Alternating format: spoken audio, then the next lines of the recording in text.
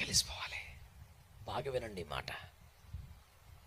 లోకాసోద 15లో తండ్రి గారికి ఇద్దరు కొడుకులు. చిన్నోడు వెళ్ళిపోయాడు, పెద్దోడు మాట్లాడరే, మంచోడు, బుద్ధిమంతుడు, స్థిరుడు, తండ్రి గారిని కనిపెట్టుకుని ఉంటాడు, పొలానికి వెళ్తాడు, నమ్మకస్తుడు, అన్ని మంచి మాటలే. తమ్ముడు తిరిగి వచ్చాడని కృతజ్ఞత కూటం పెడితే ఏమంటాడు, ఈ నీ కుమారుడు నీ ఆస్తిని పాడు చేస్తే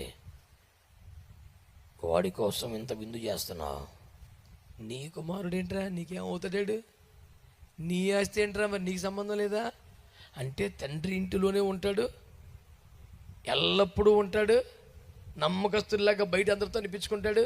కానీ తండ్రి సంతోషంలో పాలు పొందడు, తండ్రి దుఃఖంలో పాలు పొందడు. అసలు మన ఆస్తి అనడు, మన తమ్ముడు అనడు, అదంతా వేరే ప్రపంచం. నీది నీది మరి నువ్వు ఎవడవరా?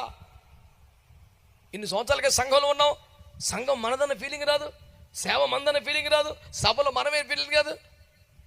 పాస్టర్ గారు ఎందుకో వెళ్ళి చేస్తున్నారు, పాస్టర్ గారు వేరు, నువ్వు వేరా, అంత కుటుంబం కదా.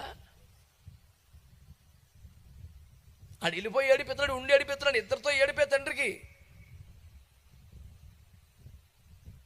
కలవటం అంటే అది కాదు, నమ్మకంగా ఆదివారం తెచ్చుకొట్టేస్తాను. కలవటం అంటే ఏంటి తెలుసా బిడ్డ, ఎక్కడికి వెళ్ళాలో ఎలా బతకాలో అర్థం కాని స్థితి నాది. నువ్వు ఇంటికి వెళ్ళిపోరా, నాన్నగారు నీకు ఏదైనా చూస్తారులే. రూతమ్మంటది, నీ దేవుడే నా దేవుడు అయ్యాక నీ జనమే నా జనం, నాకు వేరే జనం లేరేక నీ జనమే. నీవు నివసించుట నివసిస్తాను, ఇక్కడే చచ్చిపోతాను, నిన్ను మాత్రం వదిలిపెట్టి వెళ్ళను. కలిసిపోవటం అంటే అది. నన్ను దేవుడు గిల్గాలికి వెళ్ళమనను ఇక్కడ ఆగు, యెహోవా జీవముతో నీ జీవంతో నిన్ను వదలను. నన్ను దేవుడు బేతెలికి వెళ్ళమన్నాడు, ఇక్కడ ఆగు, నేను ఆగను. నన్ను ఇరుకోకి వెళ్ళమన్నాడు, ఇక్కడ ఆగు, నేను ఆగను. యోర్దాను దాటారు, నేను మటుకు ఆగను. దైవజనుడితో కలిసి ప్రయాణం చేసేవాళ్ళ, ఎంత దూరమైన ప్రయాసపడగలిగిన వాళ్ళు. ఆమేన్, ఆమేన్.